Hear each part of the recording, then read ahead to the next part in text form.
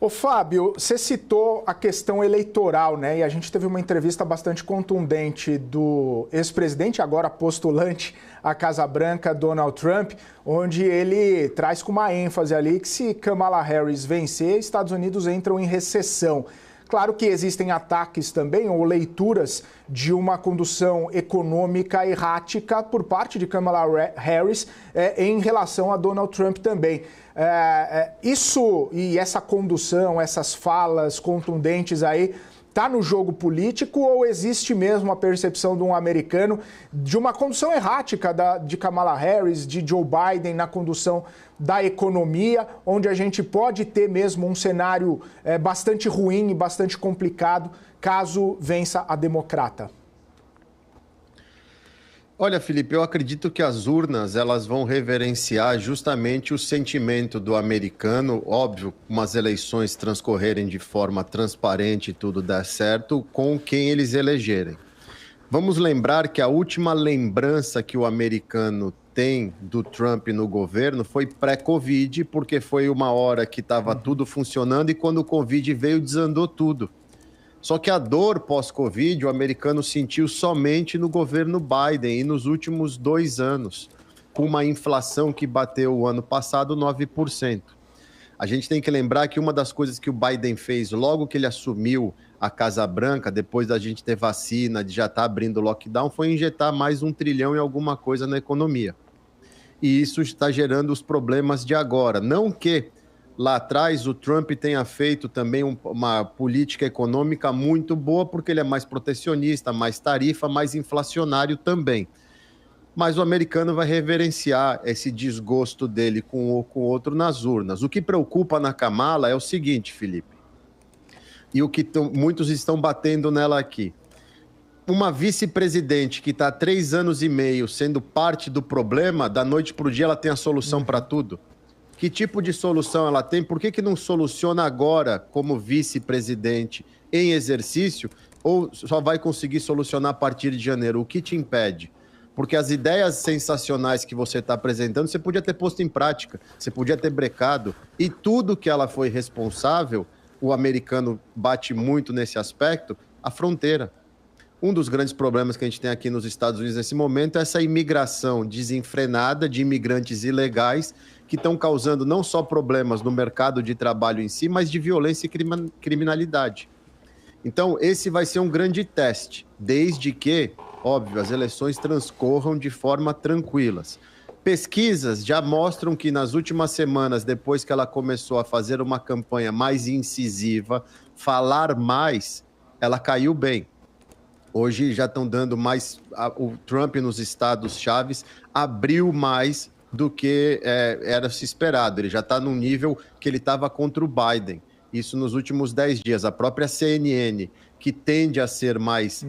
Aqui nos Estados Unidos, democratas são azuis, diferentes do Brasil, que são vermelhos, que são mais azuis. A própria CNN ontem apresentando já mostrava um desconforto, porque a diferença nos estados chaves, porque a eleição aqui é diferente do Brasil, você precisa ganhar a maioria no estado para ganhar os votos dos delegados do estado para ser eleito.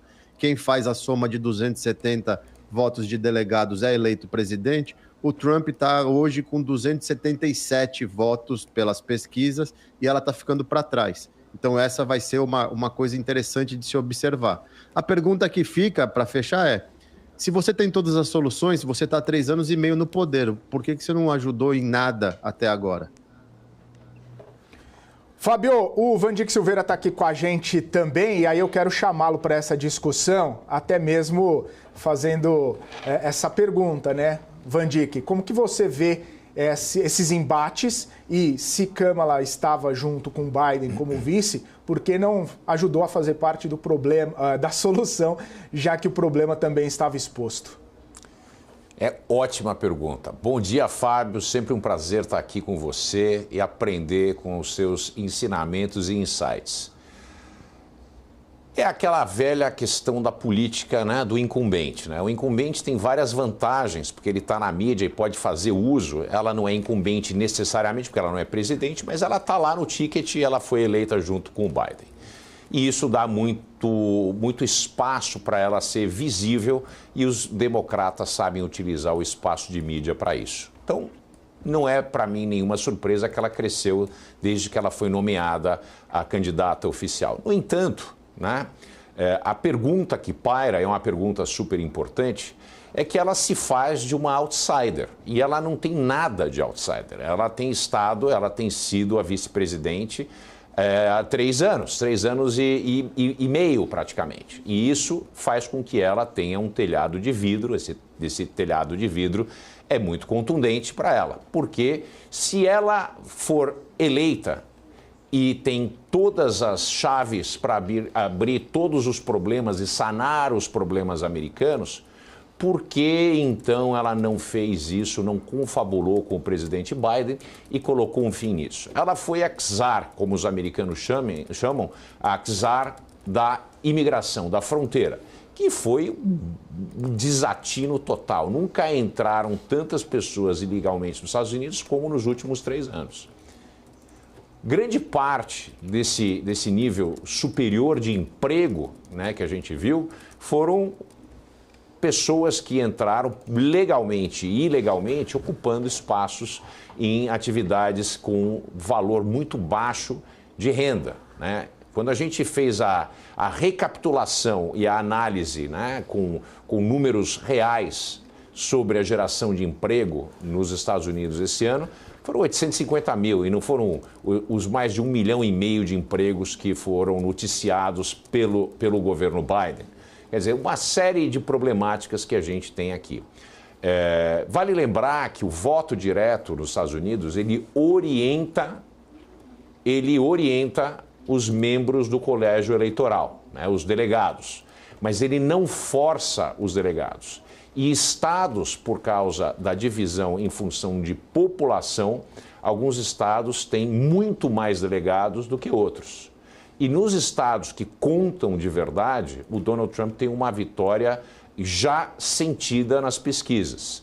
Então, a grande diferença e o grande motor eleitoral nos Estados Unidos não é ter todo mundo votando para você. É você capturar um pedaço majoritário dos estados em que tem mais delegados no colégio eleitoral e depois você consegue pegar esses estados que estão mais na fronteira, com menos, fazendo com que você tenha 260 votos lá e final de história. A perspectiva de uma eleição do Trump, ela é muito positiva. Existe essa iminência dessa eleição, especialmente porque o americano médio está muito chateado, descontente com a inflação. A inflação tem pesado mais do que o impulso do PIB para o americano médio. Vale lembrar que os Estados Unidos é uma anomalia entre países desenvolvidos. E é por isso que os Estados Unidos é tão forte assim. Um país como a Suécia, um país como a Holanda, um país como a Bélgica, um país como o Japão, que é composto majoritariamente por uma classe média, né? Tem muito poucos bilionários, tem muito poucas pessoas abaixo da linha da pobreza, são países que você tem muita dificuldade, né, de ter ascensão social. A coisa é mais ou menos que rígida, né? Nos Estados Unidos, não. Você tem o primeiro e o terceiro mundo lá dentro. E por isso que existe uma flexibilidade muito grande do americano se mover de um lugar para o outro, conforme oportunidades de trabalho e renda se magnificam ou se contraem. É muito comum um americano que nasceu em Wisconsin trabalhar na Carolina do Norte e terminar a sua vida no estado da Pensilvânia ou no Havaí. Então, esse tipo de movimento cria uma flexibilidade inédita num país avançado. É o único país avançado que tem esse nível de flexibilidade. Então, isso, né, gera uma relação de uma estratigrafia social que você tem o topo da pirâmide, realmente pessoas que aproveitaram muito desse boom econômico dos últimos anos, só que grande parte da população, ainda que teve ganhos de salário, etc., esses ganhos não foram suficientes para contrabalancear as perdas para a inflação e o custo do housing, né? O custo de aluguel e de manutenção de suas casas. E é isso que está pesando principalmente nos estados onde você tem uma maioria branca com pessoas chamada blue collar, pessoas que são trabalhadores não de gola azul, são funcionários de empresas, não são executivos de empresa. E aí onde está o grande suporte para o Donald Trump. Muito bom. Fábio, você gostaria de fazer uma tréplica ou podemos seguir? Não, vamos seguir porque o Van Dijk complementou muito bem. Eu compartilho da visão dele, é o que eu vejo aqui. Eu mudei da Flórida para o Texas e eu mudei de uma cidade como Miami, que está em extrema expansão, para uma outra cidade perto de Dallas, que está em extrema expansão. Só que você já percebe dos locais aqui onde eu moro, diferentemente de Miami, que eu morava num lugar onde muita gente nova tinha chegado, principalmente dos estados da costa leste, lá de cima, onde o custo de vida já era mais caro. Então, em Miami era tudo festa, porque lá é calor, tem praia, vamos lá. Mas aqui no Texas, você percebe que o local está extremamente descontente com o custo das coisas, mesmo com a gasolina hoje já não sendo mais um calcanhar de Aquiles, porque na maioria dos postos aqui a gasolina já está bem abaixo de $3. Eu abasteci a semana passada a 2,63, quase me emocionei a hora que eu olhei para a bomba e vi que era 2,63 a gasolina, porque isso ajuda demais. A cadeia funciona muito rápido aqui nos Estados Unidos. A gasolina cai na bomba, não dá 2, 3 dias, o supermercado já está mais barato, tudo começa a ficar mais barato. Mas mesmo assim, o local que vive aqui, cresceu aqui, extremamente insatisfeito com o custo de vida que subiu demais nos últimos anos, muito por causa da inflação. Ô Fábio, e aí, como você falou, né, se a gente pode se